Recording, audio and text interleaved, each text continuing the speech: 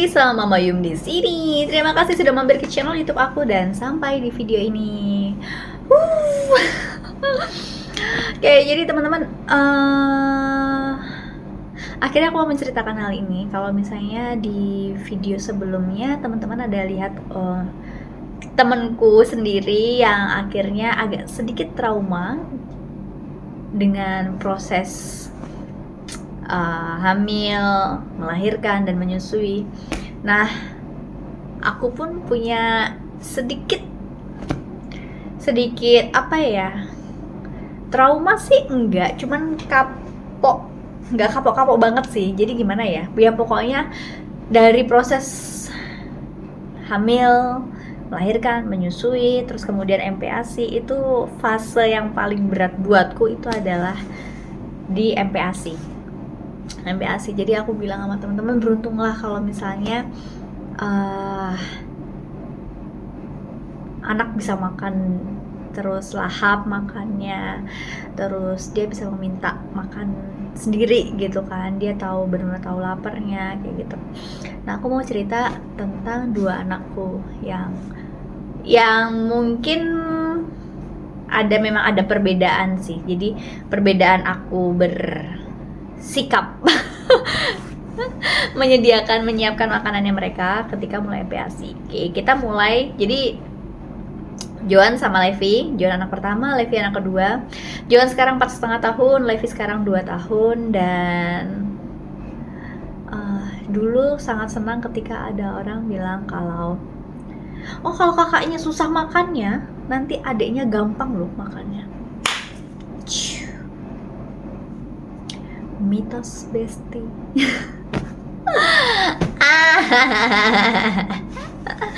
Ketika aku mengalami sendiri itu mitos bestie, dan ketika aku pengen tiba-tiba, maksudnya masih dulu aku pengen punya anak 3, terus pengen bilang nambah lagi gitu kan, terus pas masuk ke fase makannya MPASI-nya Levi itu langsung udah deh 2 aja boleh gitu, dan nama Tuhan Yesus semuanya dilancarkan, diberkati, kita mau bertumbuh dan berkembang semuanya baik dengan 2 anak. Ya kakak Angel kan, Angel kakaknya Joan udah 3, yang mungkin Tuhan kasihnya itu 3 tuh sama Angel gitu.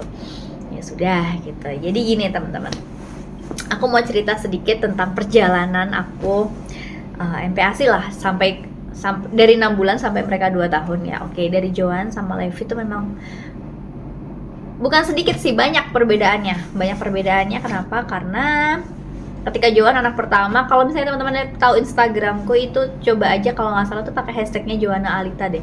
Kalau nggak hashtag Joanna Alita, Joan Ohoyulun, kalau nggak MPASI Joan. Pokoknya itu ada, aku bener-bener bikin konten bahan-bahan makanannya Joan tuh apa aja. Ribet banget buatku ya. Buatku sebenarnya itu ribet, tapi karena Joan masih anak pertama gitu kan, jadi all in gitu, masih sama Eyang tinggalnya. Jadi terus apa sih, masih ada yang bantuin gitu kan. Masih ada yang bantuin ngurus Joan gitu. 2 minggu pertama itu aku bisa nyalon 3-4 jam menikmati hari. Pokoknya semuanya itu masih enak lah. Itu benar-benar kayak happy mami banget gitu. Jadi kayak tugasku tuh menyusui anak, main sama anak gitu, terus enak lah gitu. Nah, itu semuanya tuh seribet-ribetnya itu aku sampai stok kaldu banyak banget, pakai slow cooker terus tiap hari, pakai blender, saringan manual dan lain-lain. Pokoknya ribet banget dengan segala macam bahan-bahannya, dengan semua lengkap itulah, menu lengkapnya, wes pokoknya macam-macam, ribet banget. Terus habis itu pas itu kayaknya Joan mulai, kebetulan kita butuh ada ke Jakarta, agak ribet kan di Jakarta. Akhirnya dikasih saran sama kakak sepupuku cobain makanan instan. Terus ya udah akhirnya dikit dulu, awalnya nggak mau, dia awal nggak mau makanan instan itu ya, bubur bayi itu. Akhirnya ada mau dicoba beberapa merek, doyan sama merek tertentu, udah akhirnya Joan pakai itu, it's okay. Tapi akunya tetap ribet gitu. Jadi paling kalau di waktu keluar kota itu selama sampai setahun kan ya, sampai setahun itu Joan tuh makan instan tuh jarang. Paling dalam sehari tuh ya maksimal paling banyak aku kasihnya 1 kali makanan instan gitu. Yang lainnya bikin. Bahkan Papa Cio tuh sampai pusing karena apa? Kita ke Natal. Kita Natal ada pertemuan keluarganya di Solo, itu Joan masih MPASI belum setahun. Aku bawa slow cooker, aku bawa talenan, aku bawa pisau, bahan mentah yang sayur bawa, bahan freshnya karena kan nggak ada freezer kan, kita beli di supermarket di Solo. Sampai dia tuh bilang, emang nggak bisa ya pakai Joan dikasih makanan ini aja. Ya bisa sih sebenarnya, makanan hotel doang gitu bisa sih, cuma nggak tahu kenapa aku tuh merasa aku lebih yakin sama makanan yang aku bikin sendiri gitu buat Joan gitu. Ya udah, jadi dia waktu di Solo tuh kayak cuman makannya tuh ini deh, kayak mashed potato, bubur itu kan, terus sama aku bikinin makanan tuh, terus disuap-suapin gitu. Terus pas setahun tuh bener-bener pas setahun, lebih dari setahun lebih dikit, itu tuh dia mulai makan nasi, mulai makan biasa, lancar. Dia GTM, jadi GTM-nya Joan itu lebih ke bukan nggak mau makan, tapi lebih diemut gitu. Jadi bukan nggak mau makan, jadi Joan itu anak yang kalau makan kita paksa gitu kan. Ya maaf ya gitu, masih pakai zaman jadul lah, dibantuin zaman jadul, dipaksa makan itu dia tetap makan, dia tetap bisa masuk tapi diemut. Jadi selama misalnya kita punya waktu 30 menit untuk nyuapin makan, itu ya cuma 2-3 suap gitu, karena dia diemut. Itu kayak tanda dia nggak, sebenarnya ketika sekarang aku menyadari itu adalah dia nggak mau makanannya gitu. Ya pokoknya ketika dia menolak makanan itu masih dimakan tapi lama, diemut. Jadi kayak aku merasa masih dihargai sedikit lah gitu. Terus susah makannya, akhirnya aman, lancar makannya semua pas di daycare warna-warni. Itu kan makan bareng bisa tuh. Nah sekarang aku merasa bahwa dulu tuh ribet banget, seribet-ribetnya nyiapin makanannya Joan. Sekarang enak, happy, tenang gitu. Jadi ya begitulah gitu. Pas Levi oke.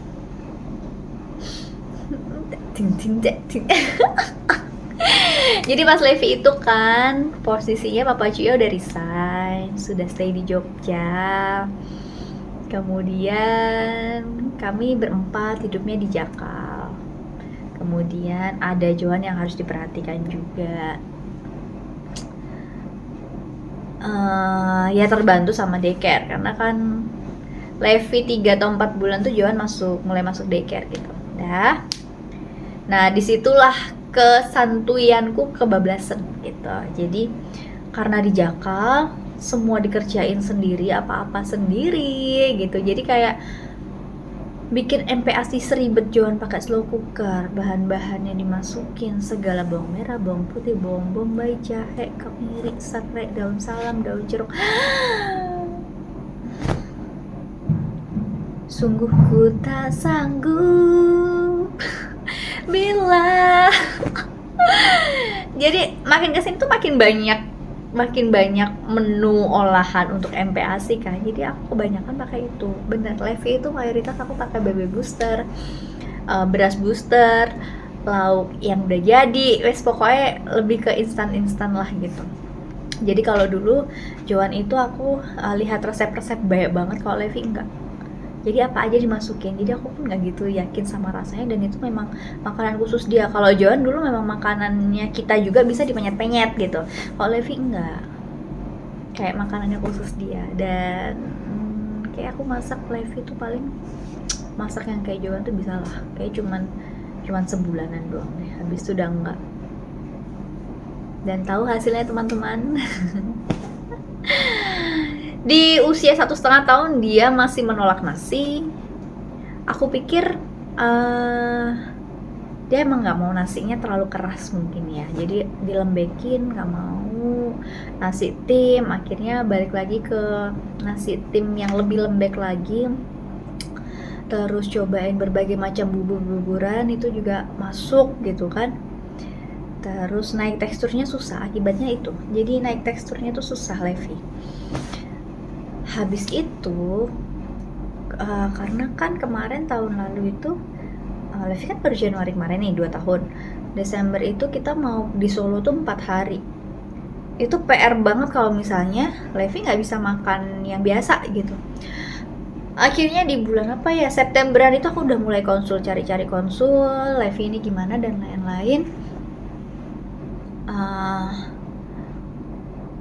Ketemunya sama aku ketemu sama dokter anak juga, dokter anaknya dia. Kemudian ada konselor MPASI gitu, iya. Terus di shelter psikologi juga iya. Wes pokoknya tak cobain semua lah buat Levi.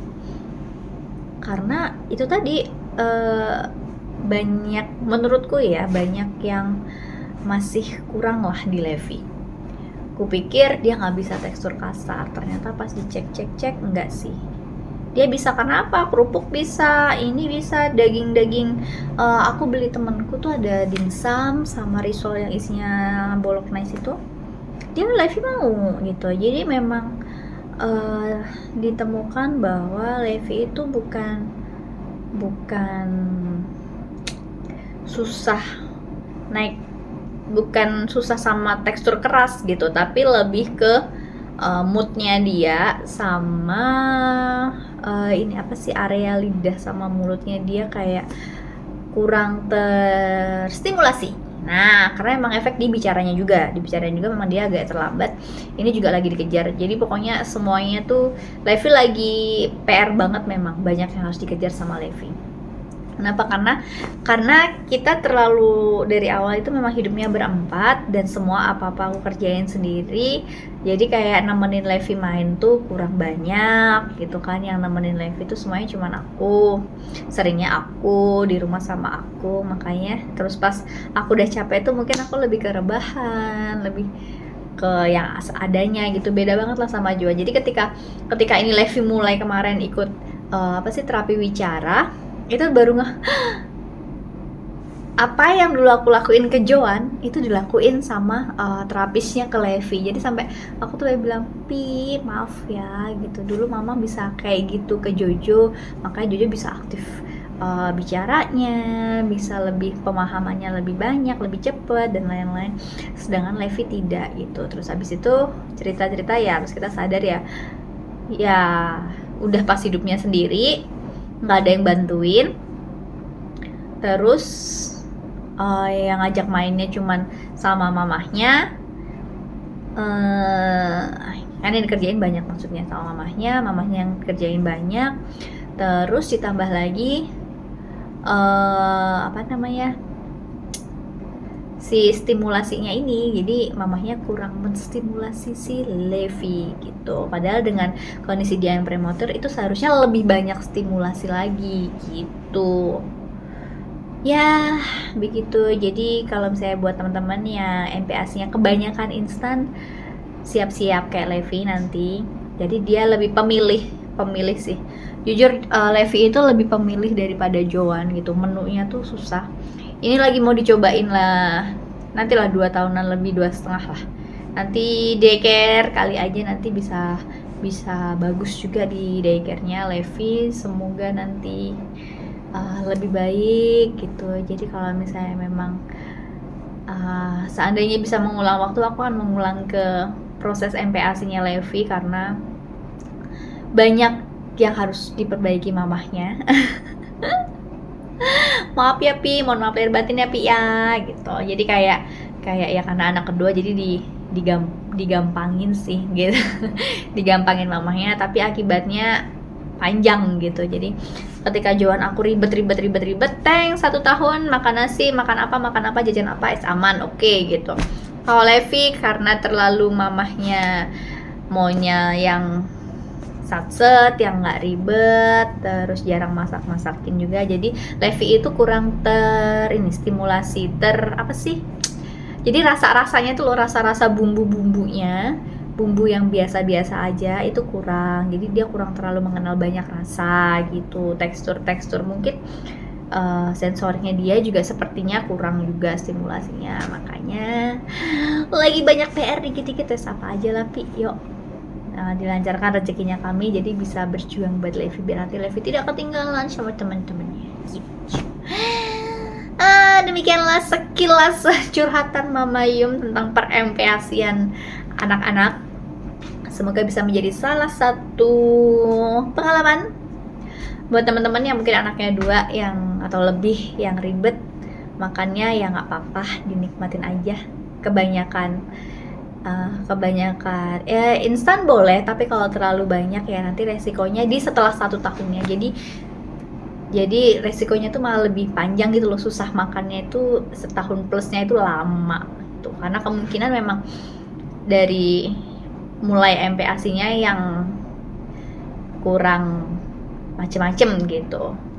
Kalau dari teman-teman sih ceritanya gitu, jadi menu-menu yang biasanya yang keseringan terulang di 6 sampai 1 tahun, 6 sampai 12 bulan ini itu jadi anaknya nanti 1 tahun plus itu lebih pemilih. Sedangkan kalau kayak Joan itu dia seminggu tuh bisa gonta-ganti terus kan menunya, seminggu tuh gonta-ganti menu terus apa ganti. Jadi Joan itu kecilnya memang udah lidahnya udah macem-macem gitu, jadi 1 tahun plusnya itu udah lebih enak gitu.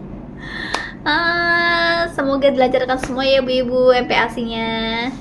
Kalau mau curhat silahkan curhat aja. MPASi bocil. Oke, sampai di sini dulu videonya. Terima kasih yang sudah nonton videonya sampai habis. Sampai ketemu di video selanjutnya. Bye bye.